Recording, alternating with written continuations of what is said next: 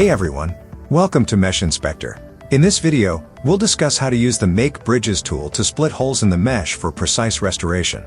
Here in our scene, we have an owl-shaped mesh created from a scan. When you convert a scan into a mesh, you often end up with many holes. To fill them neatly, you sometimes need to work on different sections of the mesh separately. Take a look at this area.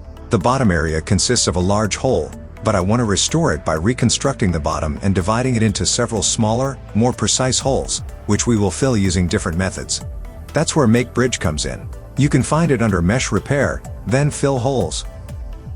How does it work? There are two modes, smooth and flat. Smooth is enabled by default.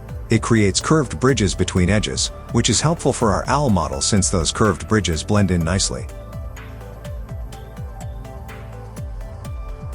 Flat, on the other hand, creates straight bridges. Let's check this area. We select the boundary points and bridge the hole. Over here, we'll also use the flat option. Next, we go to Fill Single, highlight a specific hole, and you'll see its boundary clearly marked.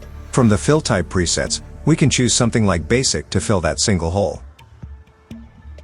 For the rest of the holes, we select Fill All and then pick Natural in the Fill Type section. After setting these options, we click Fill All Holes. Let's see the results. We had 30 holes, and they all got filled pretty nicely. We can clear our selection and have a closer look. Overall, this looks good.